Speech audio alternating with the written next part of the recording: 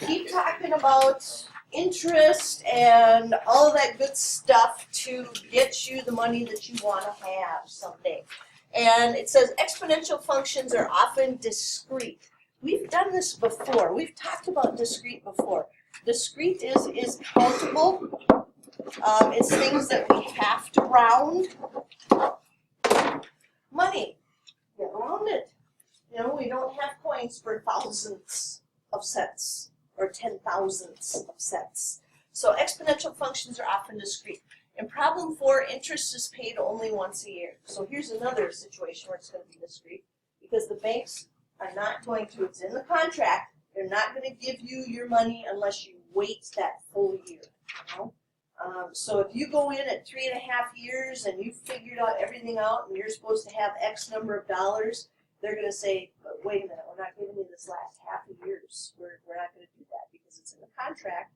You wait a full year and then you get the interest, even if it's paid quarterly. So the graph consists of individual points corresponding to time equals 1, 2, 3, and so on. Not continuous. We would not grab our pen and fill those in. We can't do that. And that's because you wait till the end of the year, boom, here's your money. You wait another year, boom, here's your money. And there's a jump between that. So both the table and the graph show that there's never going to be exactly $1,500 in the account. And the account will not contain more than $1,500 until the 9th year. So if somebody's trying to save $1,500, they have to wait until the 9th year. And in fact, they're going to have a little more than $1,500, which will be kind of a nice little pleasant surprise there. Or if they've been keeping track, they'll say, that's right, I've got more than $1,500. I knew it was there. Now, the got it. 4A says, suppose you invest $500 in a savings account that pays 3.5% annual interest. When will we get at least $650? So, I think about my interest formulas. And I have 2 of them actually, just the growth formula and then the big nasty formula that we had from Friday. And since this one is annual interest, I wouldn't have to use the big bad formula. I could just use this one. But what usually happens with people is that we look at this formula, and that's the one that just makes sense when you're talking about interest because that's the one we learned, you know. But you can get away with the easier formula if you wanted to with this one. So let's see. When will it contain at least $650? So I want this to be $650. Putting $500 in.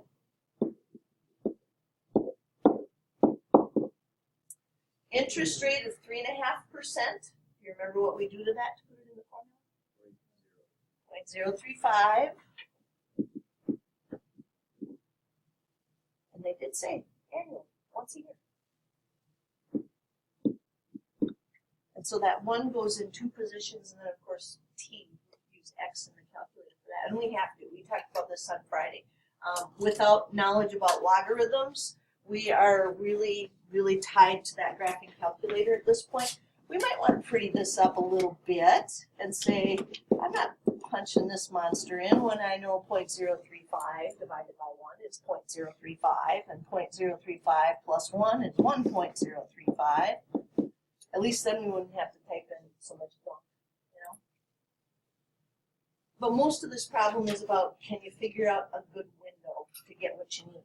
And because I was recording today, I went ahead and turned this big log on. Oh, that would be helpful. Let me stop the recording. Well, you remember from last week, we got to do the y sub 1 and y sub 2 thing. So y equals, and it doesn't matter which side you put in for what. I'm going to put the 650 in here first today. But the other one was 500. And I do like the parentheses, 1.035. You wouldn't have to do the parentheses, but I like them. To the x power. There it is. But zoom 6 probably isn't going to get us what we want with this one. So window time. X is years. So I'm going to start with 0 years. I don't know, it's only 3.5% interest. And they've got to earn, that might take a while, maybe like 30 years. It might take a while. I don't have very much money. And then my Y's, I know I want to see 650, so maybe 0 to 700. That should do it, you know. Now, it might be that they don't hit each other, and that means we got to go out more years than 30, but let's hit graph and take a peek. So there's our 650. Hey, this isn't going to take 30 years. It's under there. So, where do we get Blinky again? Second trace. Which one? 5. All right, Blinkster, you're a little wide. It's like you're kicking like Blair Walsh. Let's put you back over here. Enter 3 times. 1, 2, 3.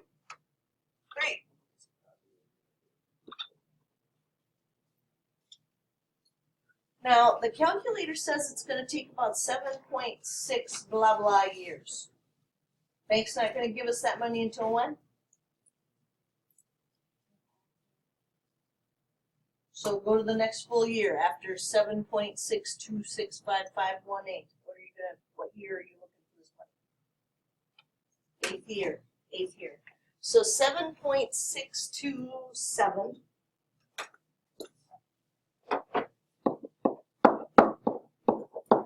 But we know the bank's going to say, hey, our contract says 8 years. Now, maybe if you dress up like a small child and you go in and you look really pathetic, and halfway through the year you say, I had just been saving for so long and I really need this money. Every once in a while the bank people will be really nice to you and they'll give you your extra interest anyway. But you got to be really cute and really little for that to happen. Because when you get to be an adult, then it's real world time. We're not giving your money until 8 years. Somebody cute and sweet could go in at about 7.5 years and they probably give it to you. That's up to them and how cute and sweet you are. So now,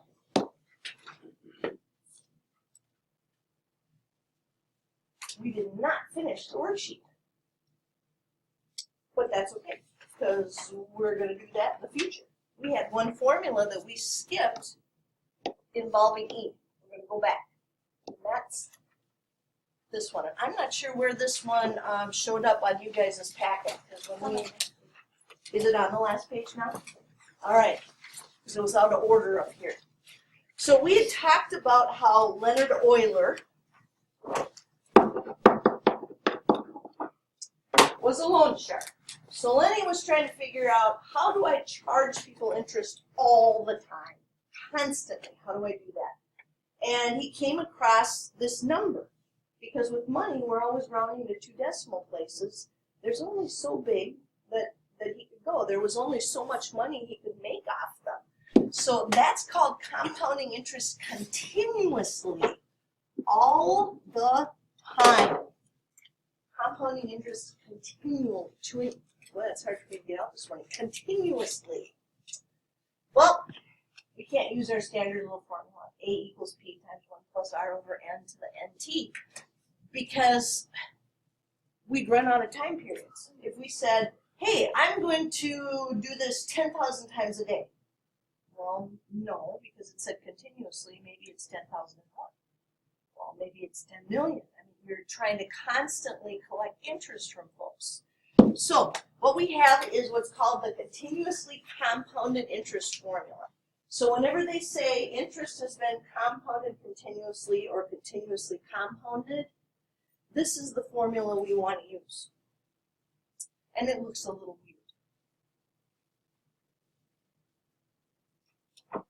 Looks like this. I got a lot of bubbles coming off of there. Because what they want us to do is think of this as a function. So they've got this A of t business here. We want to know the amount after t time periods. T is generally going to be years for this one. And then P is still the principal. What did they put in? And interest rate, again, got to have that as a decimal. and T is time in years. But I have never had a problem remembering this formula, ever. And it's memorization by accident. Because I grew up in the 80s. And in the 80s, the first shampoo and conditioner came out. It's a big deal. Commercials all over the TV, all the time. The first 2-in-1 shampoo and conditioner on market. Look what it's called. What's the formula? A bottle of Pert. A Pert. Okay? That's how I remember this formula. I also remember, because I don't like it, it stinks. It smells like chemicals. And whenever you say something stinks, people are like, oh, I don't smell that bad. And then they want to smell it. You're warning them that it stinks, but they want to smell it. It's human nature. We don't have any choice. I used to have my transparency markers over here by the overhead transparency machine by the fan. And the fan would heat them up. And when things heat up, they get bacteria on them.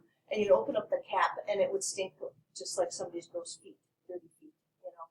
And so one day I was telling everybody, oh my gosh, this stinks. We'll pass it around. We want to smell it. You're saying it stinks. And then there, goes around the whole room. Oh my gosh, you're right. It smells like Doritos in the garbage. That kind of thing. Stinks like chemicals. I don't like my shampoo to stink like chemicals. It stinks like chemicals. So we'll pass this around. You have to smell it. You do. Try not to bubble it out the top because it's chemicals. So I'll stop the recording here while everybody gets to smell your head. Honestly, I can't stand the smell of that shampoo. It drives me nuts. And it is the reason that I remember this formula. So what we want to look for is continuously compounded. When we see those words, a Pert, a bottle of Pert, a Pert. Suppose you won a contest at the start of 5th grade that deposited $3,000 in an account that pays 5% annual interest. There it is. Compounded continuously. Stinky green shampoo. Compounded continuously. So the first thing I do is I write down the stinky green shampoo formula. A Pert. A bottle of Pert. And I go back and find all the information that I need. Well, you got $3,000. E, that's a number on our calculator. We're going to use that number. Interest rate of 5%, 0.05. And how much will you have in the account when you enter high school 4 years later? And that is going to give us the amount. So now it's just up to us to find that e to the something key. Oh, I better do that up here. That are gone. Second quit, and it was $3,000. You remember the E key? Took us a while to find it, right? Second, LN. That's our E to the.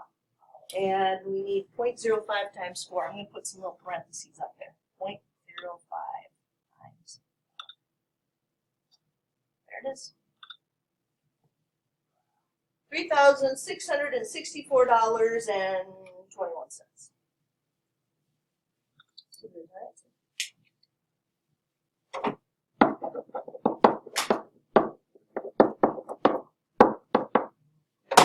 All because we use the stinky green shampoo.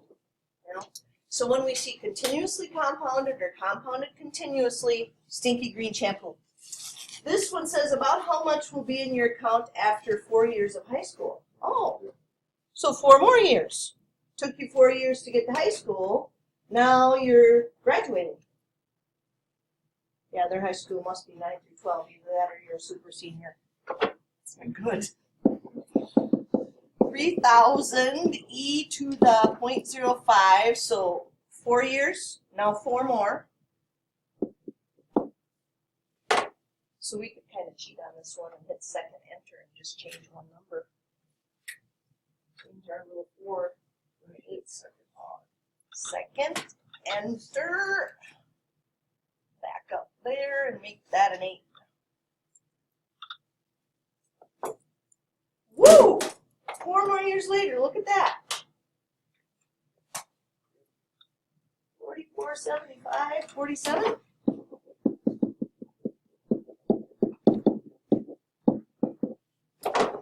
Oh, well, how do we get in on this continuously compounded thing?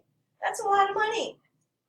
You and I won't. I mean, maybe you will someday. If you do, give me a call and let me know that you're able to do it. Because it's only people that are really, really rich that can say, if you want my money, here's what we're going to do. I'm going to put it in your bank. You're going to give me compounded continuously interest. And then negotiate all that stuff, you know. And it's just one of those things that the wealthy have access to that the rest of us have to go, okay, I'll just take my interest quarterly. But people with a lot of money, they get to negotiate all of this wonderful stuff. So that was the last new formula that we needed to go through. So is there any questions about Stinky Green Shampoo formula? Okay, so 43210, how do you feel about the new Stinky Green Shampoo formula? All right. Well, we're going to finish that fabulous worksheet. And I think I have just a couple of problems from the book here. Yeah, just a few problems from the book to kind of round it out.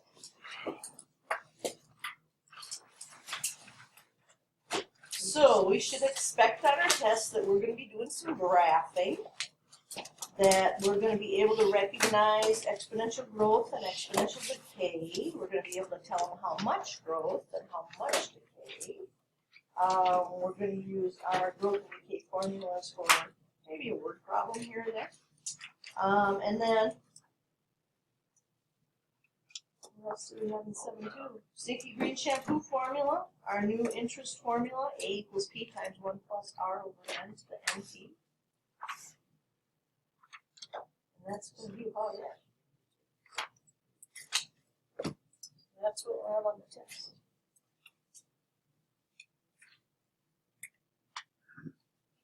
But yeah, be sure you're bringing, if you have a graphic calculator, you're bringing it because